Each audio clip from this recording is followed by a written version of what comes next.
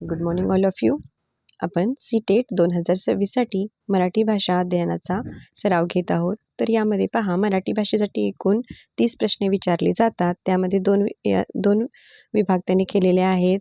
पहिले 15 प्रश्न जे असतात ते आपल्या परिच्छेद आणि कविता दिलेली असते आणि तसेच व्याकरणाचा भाग असतो, त्यामध्ये 15 प्रश्न विचारले जातात आणि मराठी भाषा अध्ययनशास्त्रावर पुढील 15 प्रश्न विचारले जातात. आपण त्यासाठी मागील प्रश्नपत्रिकांचा सराव घेत आहोत. तर ही 2024ची क्वेश्चन पेपर आहे, जी 14 डिसेंबर 2024ला झाली होती. यातील पहा, पहिले 15 प्रश्न जे आहेत ते आपण मागील व्हिडिओमध्ये सोडवलेले आहेत, जे व्याकरणावर आधारित व परिच्छेद व कवितावर आधारित होते. आता आपण पुढील 15 प्रश्न जे आहेत ते भाषा अध्ययनशास्त्रावरील आहेत. ते पहा, साधारणतः 106 पासून आहेत, ते आपण आज सोडवणार आहोत.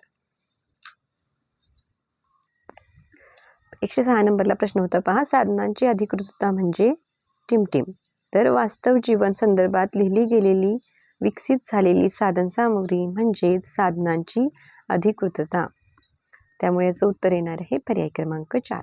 त्यानंतरचा क्वेश्चन आहे, इयत्ता 5वीची विद्यार्थिनी अपर्णा हिला समजते की ऐकण्याच्या प्रक्रियेत प्रत्येक ध्वनी, शब्द, नंतर वाक्य यांचा व्याख्यान किंवा ध्वनी फितीतील अर्थ लावण्यात अंतर्भाव असतो.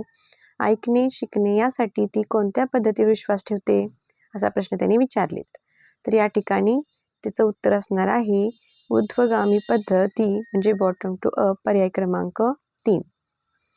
त्यानंतरचा प्रश्न आहे, भाषा शिक्षणात सर्वांगीण क्षमता म्हणजे टिमटिम.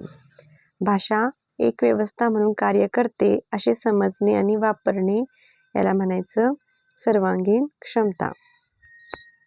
नेक्स्ट क्वेश्चन पहा, पुढे एक मजकूर किंवा विधान दिले आहे. सदर मजकूर किंवा विधान कोणत्या भाषिक नोंदीशी सुसंगत आहे असे त्यांनी विचारलेले आहे. तर पहा, थोडा मजकूर दिलेला आहे, त्यांनी वाचून घ्या. भारतीय राज्यघटना प्रत्येक व्यक्तीला समान मानते. याचा अर्थ देशातील प्रत्येक माणूस, प्रत्येक स्त्री पुरुष, सर्व जातीची माणसे, धर्मांची माणसे, आदिवासी आणि सर्व शैक्षणिक व आर्थिक पार्श्वभूमीची माणसे एक आहेत. याचा अर्थ असा नाही की विषमता नाहीशी होणार, ती होऊ शकणार नाही, परंतु भारतीय लोकशाहीत सर्व माणसांसाठी समानतेचा सिद्धांत हा मान्य केला गेला आहे. आणि याचा योग्य पर्याय आहे समाज विज्ञान 2 नोंद, पर्याय क्रमांक 3.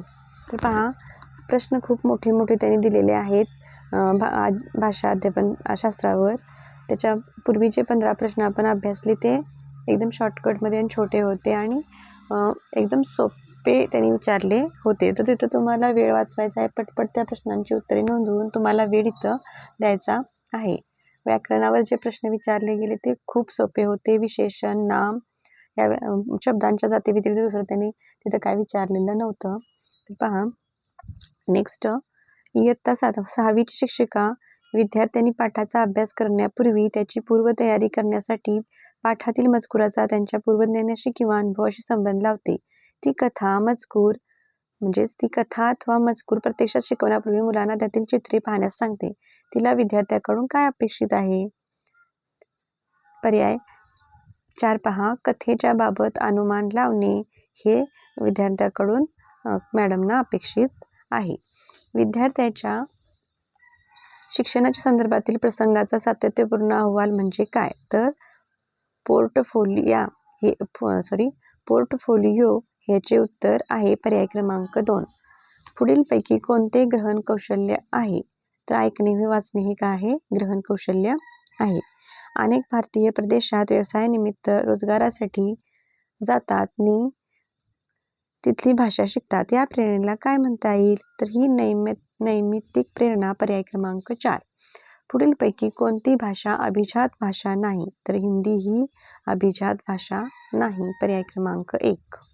नेक्स्ट क्वेश्चन पाहूयात.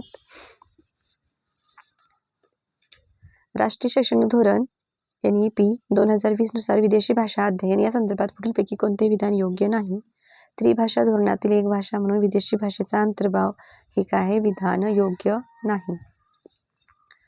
पुढीलपैकी कशाचा संबंध भाषेबद्दलचे ज्ञान याच्याशी आहे, तर निर्देशक ज्ञान, पर्याय क्रमांक 2.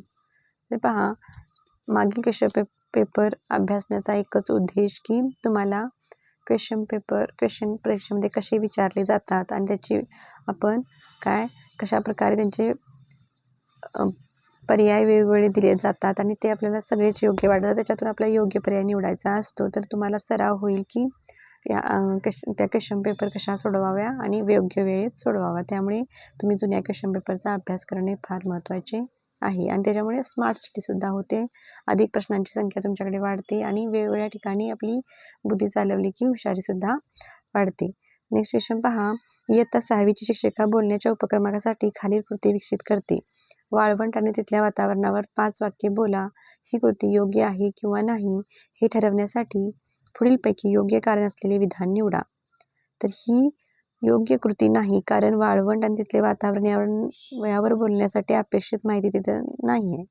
पर्याय क्रमांक 1. नेक्स्ट पहा 118 नंबरला. भाषेची बोली या संदर्भातले पुढीलपैकी कोणते विधान योग्य आहे? तर भाषेची बोली परिसरानुरूप बदलतात हे योग्य आहे.